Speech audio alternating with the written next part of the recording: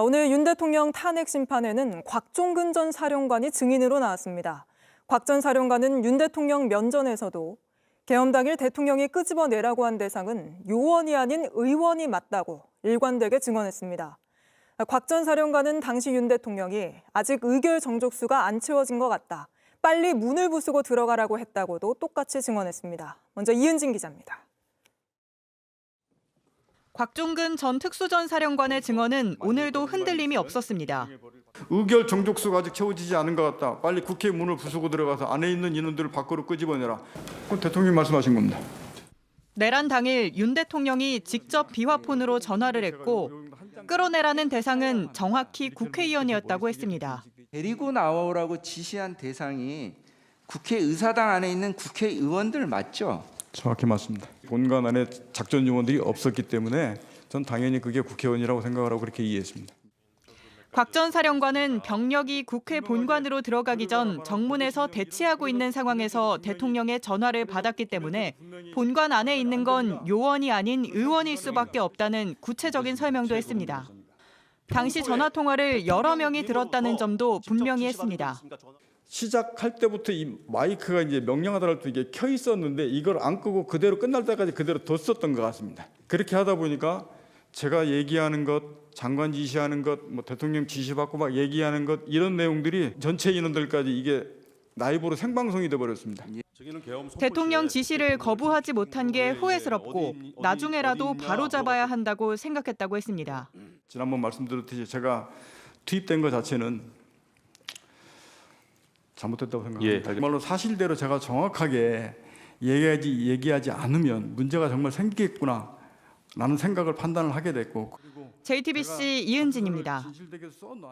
윤석열 대통령이 그렇게 덮으려고 했지만 12.3 계엄이 불법이었음을 입증할 결정적인 증언이 또 나왔습니다. 증언을 한 건 헌법재판소가 유일하게 직권으로 불러낸 증인 조성현 수방사 제1경비단장입니다. 계엄 당일 국회로 출동했던 조 단장은 의원을 끌어내란 지시가 있었다. 공포탄도 들고 갔다. 이렇게 명확하게 증언했습니다.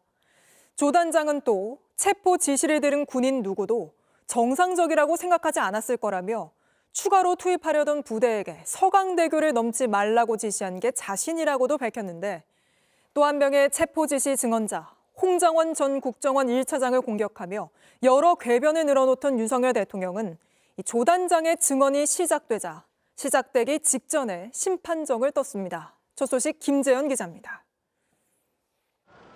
조성현 수방사 제1경비단장은 헌재 변론에서 비상계엄 당일 밤 상황을 구체적으로 증언했습니다. 조 단장은 당시 이진우 전 수방사령관의 지시를 직접 받고 부대원들을 국회에 투입했던 지휘관입니다. 밤 10시 45분쯤 이 전 사령관이 국회 출동을 지시했는데 평소와는 달랐다고 했습니다. 출동 시에 원래 공포탄을 지참하고 갑니까? 기본적으로 실상황에서는 공포탄을 지참하지 않으나 당일날은 공포탄을 휴대토록 말씀하셨습니다. 이번과 같이 임무가 정확하게 부여되지 않은 상태에서 갑자기 이동하는 것은 상당히 이례적인 상황입니다. 국회에서 계엄 해제가 임박한 0시 40분쯤엔 이 전 사령관이 국회의원을 끌어내라고 명확하게 지시했다고도 증언했습니다. 정확하게 워딩이 본청 안으로 들어가라. 국회의원을 끌어내라. 이렇게 했단 말입니까? 그렇습니다. 내부로 들어가서 의원들을 끌어내라. 앞서 윤석열 대통령 측은 끌어내라는 대상이 의원이 아닌 요원이라고 주장했는데 현장 지휘관은 의원이라고 지시받았다고 명확히 밝힌 겁니다. 또 조 단장이 이 지시를 받고 당황해 5분에서 10분쯤 뒤 재검토를 건의했다고 했습니다. 이 전 사령관은 내부에 진입한 특전사 인원들이 국회의원을 끌어내면 수방사는 통로를 형성해주는 역할을 맡으면 된다고 했다고 밝혔습니다. 앞서 곽종근 전 특수전 사령관 증언대로 의원을 끌어내라는 지시가 있었고 이진우 전 수방사령관도 이를 인지하고 현장에 전달했던 것으로 보입니다. 윤 대통령 측은 끊임없이 확대 해석한 것 아니냐며 진술 내용을 의심하는 듯한 질문을 이어갔습니다. 하지만 조 단장은 전후 관계를 정확하게 말씀드렸다. 그건 변호인 생각이라며 단호하게 답했습니다. JTBC 김재현입니다. 네, 예고해드린 대로 홍장원 전 국정원 1차장이 지금 제 옆에 나와 있습니다. 궁금한 점이 많은데 바로 물어보겠습니다. 네, 차장님 어서 오십시오. 안녕하십니까. 네, 오늘 헌재 결정으로 이번 탄핵 심판에서 유일하게 2번이나 증언대에 서게 됐습니다. 어제 탄핵 심판에서 조태훈 국정원장과 윤석열 대통령 쪽에서 굉장히 홍 차장님의 증언을 흔들려는 시도가 있었는데 보셨습니까? 예, 봤습니다. 좀 어떻게 보셨어요? 일단은 최근에 그 12월 3일 날에 어떤 사건이 있은 다음부터 사실 많이 불편했습니다. 네. 심지어는 두렵기도 했고요. 제가 군인 아니면 정보기관의 관료로 살아오면서 조직과 상관에게 충성하는 삶을 살았는데 네. 지금 어떻게 저의 대척점에 대통령과 직속상관인 국정원장님이 계시는 양상이 돼서 상당히 그런 부분들에 대한 상당히 심적인 고통을 많이 갖고 있었습니다. 네, 그러실 것 같습니다. 그런데 제가 거짓말을 했다고 또 지속적으로 주장해 온 분이 2분 계신데 그게 네. 바로 또 한 분이 대통령이고 또 한 분이 국정원장이십니다. 한때 모셨던 입장에서는 이보다 더 불편한 상황은 없을 겁니다. 하지만 어제 그 대통령께서 말씀하신 거나 증인으로 참석한 조태영 원장께서도 대부분의 시간을 저를 공격하는데 총력을 기울이시더군요. 네. 대통령 탄핵 재판이 아니라 마치 홍장원 재판 같다라는 느낌이 들었습니다. 네, 홍장원 재판 같다는 느낌까지 받았다. 하나씩 좀 짚어보면요. 윤석열 대통령이 특히 당시 홍 차장이, 그러니까 차장님이 술에 취해 있었다 이런 이야기를 했는데 그때 상황이 어땠는지, 상태가 어떠셨는지 정확하게 설명해 주실 수 있을까요? 물론 그 시간에 저녁 식사를 하고 있는 자리였기 때문에 혹시 그런 생각을 하실 수 있을 것 같은데 뭐 앞에 있다면 술 냄새가 나서 좀 술을 먹었나 할 수 있는데 목소리로 만약에 들으셨다면 네. 제가 아마 혀가 꼬였다는 얘기겠죠. 근데 그날 저녁에 식사한 분들이 뭐 신상까지 밝힐 수는 없지만 55년생, 56년생의 연세들이 굉장히 많으신 분들이고 제가 그 다음날 출장이 있음에도 불구하고 취소하지 못하고 저녁을 했던 이유는 오래전에 예전에 약속을 했던 연러분들하고의 약속이었기 때문에 그 자리가 대통령님께 혀가 꼬여서 말을 못할 정도로 취기 있는 부분으로 전화를 받았다는 생각이 되지 않고요. 네. 더구나 다음 날 출장을 준비하느라고 저녁 식사 시간에 늦게 갔고 더구나 20 정도에 대통령님께서 전화를 하라고 하신다는 지시가 있다는 전화 받았기 때문에 사실은 첫 술도 못 두고 그 자리에서 다시 떴으니까 제가 보기엔 그 자리에서 뭐 술이 취할 정도로 자리했던 것은 아니다. 뭐 이렇게 변명을 해야겠네요. 네, 첫 번째 통화 대통령으로부터 2차례 전화를 받았는데 지금 그 2차례 통화에 대해서 대통령은 내가 그런 체포 지시를 내린 적이 전혀 없다 이렇게 주장하고 있습니다. 혹시 좀 디테일하게 그날 통화가 어땠는지 더 설명해 주실 수 있을까요? 뭐 이를테면 뭐라고 이름을 불렀는지 뭐 이런 부분까지요. 예, 제가 이 관련된 내용은 이미 검찰, 경찰, 공수처 아니면 국회나 헌재에서 다 이야기한 부분이고 언론에서도 많이 나왔기 때문에 다 알려진 부분이라고 생각이 됩니다만 아마 제가 직접 입으로 옮기는 건 처음이라서 아마 물어보시는 것 같습니다. 첫날 20시 22분에 제가 전화를 드렸을 때는 먼저 제가 그 대통령님께 전화를 드리는 거니까 국정원 1차장 홍장원입니다 라고 말씀을 드렸고 별일 없나? 라는 부분으로 짧게 말씀하셔서 네, 특별한 사항 없습니다 라고 말씀드렸더니 내가 한두 시간 후에 중요한 할 얘기가 있으니 전화기를 잘 들고 대기해 라고 네. 말씀하셔서 제가 네, 잘 알겠습니다라고 아주 간단하게 전화가 종료됐습니다. 통화 시간 자체도 굉장히 예. 짧았던 거죠. 그 시간에 저한테 전화하셔서 국정원장이 자리에 없으니 국정원을 잘 지켜라 라고 말씀을 하셨다고 하셨는데 근데 마침 20시에 조태영 원장하고 대통령께서 통화를 하셨더군요. 네. 그래서 조태영 원장이 관저에 있습니다. 미국 대사하고 만찬을 했습니다. 네. 내일 미국 출장을 출발합니다라고 말씀을 드렸다고 하면 20시에 조태영 원장하고 그렇게 통화를 하신 다음에 20시 22분에 저한테 전화를 하셔서 원장이 없으니 잘 지켜라. 그렇게 말씀하셨을 것 같지 않은데요. 그렇죠? 그리고 이 중요한 게 2번째 통화인데 이제 2번째 통화에서 싹 다 잡아들여 이렇게 얘기했다는 거잖아요. 근데 그 통화에 대해서도 윤석열 대통령은 격려 전화였다라고 하고 있습니다. 근데 격려 전화라고 한 그 전화 통화 시간이 혹시 얼마나 됩니까? 제가 보기에는 22시 53분에서는 한 수분간 통화를 했고 충분한 얘기를 말씀하셨던 것 같은데 국정원 1차장님이다. 왜냐하면 그 보안폰에 뜨면 대통령님이라고 그 네. 전화기에 뜨거든요. 그래서 국정원 1차장입니다라고 말씀드렸더니 조금 격앙된 목소리셨어요. 봤지? 그 비상계엄 발표하는 거 뭐 이렇게 한번 저한테 확인하셨고 네, 격앙된 제가, 목소리로. 제가 봤습니다. 이렇게 말씀드렸더니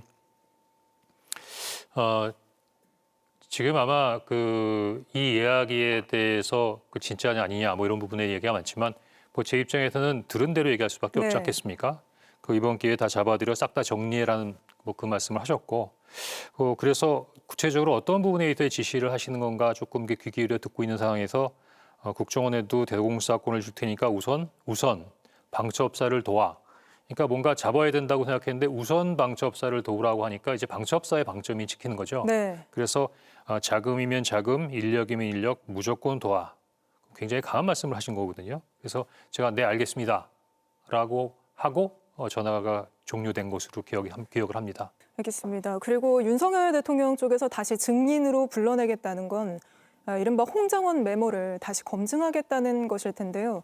어제 조태용 원장이 그 메모가 거짓이라고 자신은 생각한다 이렇게 증언을 했습니다. 또 그 근거로는 장소 얘기를 하면서 CCTV를 얘기를 했는데 보셨죠? 봤습니다. 어떻게 보셨습니까?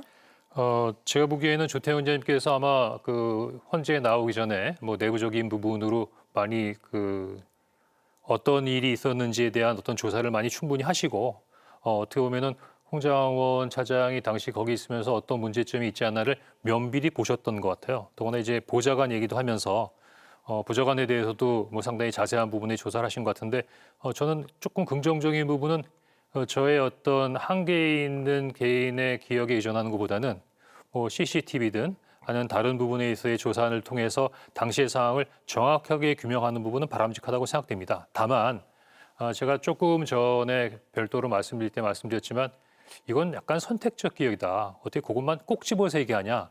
11시 6분에 직무실에 있었다. 그러니까 11시 6분에 너 관저에 있었다 그랬는데 직무실에 있으니까 그게 거짓말이면 다 거짓말이다. 약간의 침소공대로 느껴지고요. 그럼 예를 들어서 11시 6분에 그 직무실에 있었으면 그 전에 여인영 사령관이랑 통화했던 10시 58분에 어디 있었는지 제가 보기에는 관저하고 본청 건물이 멀리 떨어져 있는 게 아니라 차로 이동하면 5분 이내? 네. 한번 성분 정도면 왔다 갔다 할 수 있는 부분이니까 제가 11시 6분이라는 것을 제 시계를 보고 확인한 것이 아니라 여인영 사령관하고 통화한 내용을 보고 11시 6분 전에 통화했다고 하는 부분이니까 이번에 너무 잘 됐습니다. 제가 국정원의 CCTV를 대조해 본다는 생각을 못했는데 국정원의 CCTV를 꼭 본청만이 아니고 관저 앞에서 제가 어떤 행동을 했는지 어떤 동선인지를 한번 쭉 보면 모든 분들이 명쾌하게 확인되지 않겠습니까? 도리어 11시 6분에 직무실에 있었다는 부분만 꼭 집어서 얘기할 것이 아니라 이번 기회에 국정원에서 관저, 본청, 이동하는 홍장원 1차장에 있는 동선을 한 8시부터 퇴근하는 시간까지 분단위 또는 초단위로 한번 본다고 하면 어떤 사실인가를 훨씬 더 정확하게 파악할 수 있는 부분에 대해 기회가 되겠다 이런 생각이 듭니다. 또 한 가지는 지금 뭐 다른 부분에 있어의 증인들도 그렇지만 조태용 원장님도 기억이 나지 못한다. 충격적인 상황인데 어떻게 그런 부분들 다 기억하냐. 상당히 급박한 상황이었다라고 말씀하시는데 저한테만 조금 AI 수준에 있어서의 기억력을 요구하시는 것 같은데요. 저도 나름대로 CCTV든 내역이든 과학 정보가 있다고 하면 제 기억과 나름대로 잘 보정해서 좀 더 정확한 부분에 있어서의 사실을 확인하면 바람직할 것이라고 생각합니다. 오히려 그날의 전체 CCTV를 보면 누구 말이 맞는지 더 드러날 거다 이런 얘기시군요. 그렇죠. 그냥 11시 6분에 직무실에 있었네. 그거 하나 가지고 너의 증언은 다 틀렸다. 신뢰할 수 없다. 라고 하는 부분은 조금 침소봉대가 아닌가 싶습니다. 알겠습니다. 그리고 또 조 원장은 특히 이 메모가 4가지 버전이 있다 이런 주장도 했는데요. 제가 사실은 굉장히 놀라운 부분이 조태용 원장님은 빈말하시는 적이 없습니다. 네. 굉장히 다 의미를 담고 있는데 네 종류라고 하지 않습니까? 혹시 네 종류라고 하면 A, B, C라고 하는 4가지의 메모가 있어서 다 내용이 다르거나 제가 A, B, C로 옮겨가면서 내용이 뭔가 좀 바뀌어가는 부분의 뉘앙스를 주지 않습니까? 네, 지금 메모를 실제로 가지고 오셨죠? 한번 예, 갖고 보여주면서 왔습니다. 설명해 주실 수 있을까요? 혹시 네가 어떻게 어디다 이렇게 보여드릴까요? 예.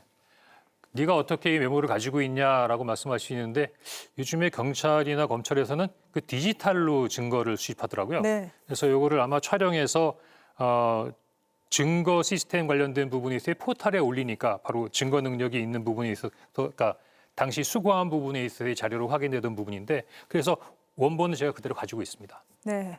근데 사실 이 정치인 체포하라는 지시 들었다고 증언한 게 차장님뿐은 아니잖아요. 뭐 곽종근 전 사령관도 있고 조지호 그런데 이런 경찰청장. 부분에 있어서 동일한 부분이 네. 있고 이런 부분에 있어서 다른 점이 있습니다. 예를 들면 저만 뭐 그 관련된 부분에 있어서의 명단을 얘기했다고 하면 맞아? 틀려? 하는 부분에 있어서의 논란이 있을 수 있겠지만 일단 첫 번째는 방첩사의 수사단장과 수사관들이 심지어는 그 현장에 있었던 현장 수사관들까지도 이재명 의원식 한동훈을 잡으러 한다는 부분에 대한 카톡까지 다 돌렸던 상황이니까 네. 그런 부분은 뭐 방첩사에서는 이미 많이 알려진 부분이고 그 조지호 경찰청장도 처음에 14명의 명단을 받았다가 한동훈을 추가해서 15명 명단을 받았다는 거 아니겠습니까? 근데 다른 점이 한 가지 있습니다.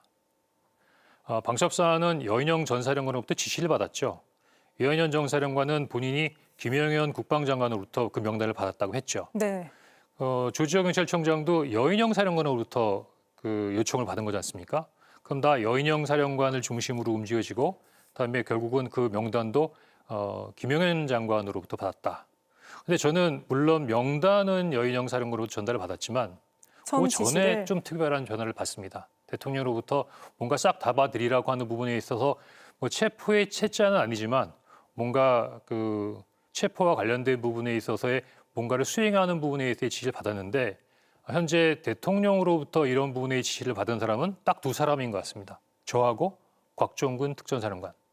그래서 아마 저하고 곽종근 사령관에 대한 여러 가지 부분에 있어의 공격이 집중되고 있는 것이 아닌가라고 생각이 듭니다. 알겠습니다. 그리고 마지막으로요. 어제 또 조태용 원장이 그 증인으로 나오면서 밝혀진 의외의 사실이 계엄 선포 직전에 김건희 여사와 연락을 주고받은 게 드러났는데요.